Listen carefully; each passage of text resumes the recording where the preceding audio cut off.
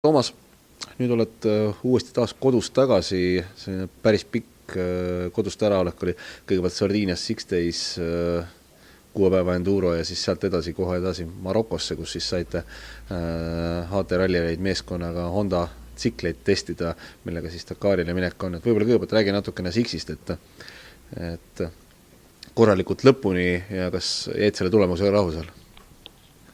Ja, eks see Sixi aasta oli niisugune üsna sarnane Dakarile, et olid niisugused soojad ja see pinnas niisugune kuiv ja kivine Sardiinia maastik, et üsna sarnane selle, mida me ootasime Dakari poolt ja see oli nagu ideaalne treening enne nagu Dakari testi, et just hinnata enda valmisolekut nii füüsiliselt kui siis ka tehnilise poole pealt. Me küll ei sõitnud seal samade siklitega, mis Dakari plaanis, aga just minu jaoks oli ta nagu väga hea proovikivi, kuidas toituda ja saada selgeks, et millises vormis ma hetkel olen nagu kehaliselt.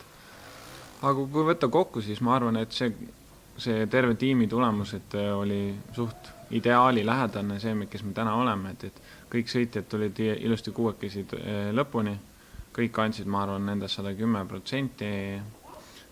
Eks meil oli igal ühel seal mõni päev oli mõni apsakas sees, aga täna 9. koht nagu kokkuvõttes ikkagi väga hea, et mina olen küll rahul, et kui ma vaatan ise enda sõitu, siis eks loomulikult nagu natukene ma endaga nagu päris rahul ei ole, et kui me siin hooaja lõpus õnnestus nagu Martin Leokiga sinna üsna lähestikku sõita siin juba enduro võistlustel, et siis ma lootsin tegelikult ikkagi Sixil ka olla natuke lähemal nagu Martinile, et Martin kuidagi kohanes kiiremini selle asjaga ja oli kiire seal, et väga tubli esitus tema poolt, et kui ma võtlen lihtsalt ennast Martiniks, ma natukene jääb kripeldama, aga teiselt poolt jälle vaadates, kui kogu aeg mõtetes see ikkagi Dakar, siis et ennast mitte lõhkuda ja siis vastupidi, ma olin nagu rahul, et tegelikult minu tulemused iga päevaga läksid paremaks, mis on nagu ideaalne nagu Dakari seisukohta vaadates.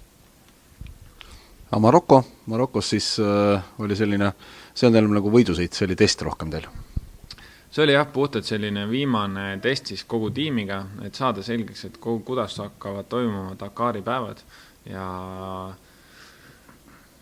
Dakari hooldus just ja tuttavaks saada meeskonnaga ja viimased seadistused siit tsikli kallal, et kuna minul esimesed 2 rallit, mis me tegime, siis olid tehnilised probleemid, siis minu jaoks oli see test eriti tähtis, et kuna tsikkel muudeti praktiliselt kogu terve elektrisüsteem muudeti ära, et siis oli vaja testida kilomeetreid lihtsalt, et näha, et see tsikkel töötaks ja see muudetud elektrisüsteem on siis vastupidav ja toimib korralikult.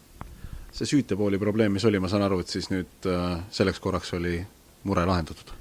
Ja see test me tegime kokku 3 päeva oli niisugust aktiivset sõitmist, kus me alustasime hommikul 7:30 ja lõpetasime õhtul kell 5, et erinevate päevade keskeltläbi circa 300 kilomeetrit tuli väga erinevat pinnast, liivakõrbed, kivikõrbed, mäed, kõike võimalikku temperatuurid olid seal 35 38-9 kraadini, et tsiklitel oli ausalt 0 probleemi, et väikest nipet-näpet seadistamist ainult, et see uus elektrisüsteem nagu toimis ideaalselt nagu, et ma tavaliselt nende esimeste 2 ralli, kus mul oli probleeme, need vead tulid siin 600-700 kilomeetri pealt tulid juba välja, et seekord oli ideaalne.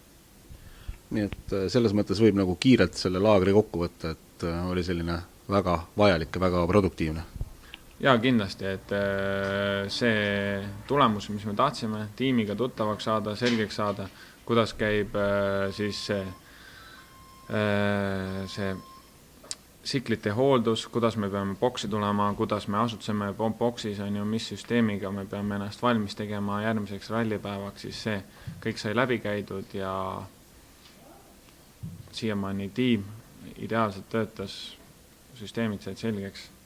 Meie olime nagu kuningakassid, meie pidime sõitma, see oli meie peamine töö ja see on peamine, et praegu nagu pigem pabistad rohkem iseenda pärast, et oleksid 100% valmis, kui selle pärast, et tehnika või tiim peaksid olema nõrgad. Mis nüüd edasi? edasi meie jaoks on väga tähtis kuupäev 10. november, kus siis kogu niinimetatud sõiduvarustus, siklide asjad, kõik, mis meil on vaja nagu siis Dakari ralliks on vaja saata ära, sellepärast et novembri ja see oli 17. kuupäev on siis, kui on meie tiimi nagu pakkimine siis Prantsusmaal, kus siis läheb serviseautod, pluss siis siklid, pluss meie varustus läheb laeva siis, et olla 1. jaanuaril juba Argentiinas. Järgmine tähtis kuupäev on siis meie jaoks 1. jaanuar, kus siis juba sõidetakse konkreetselt Dakari rallile ja meie tehnilise kuupäev on 3.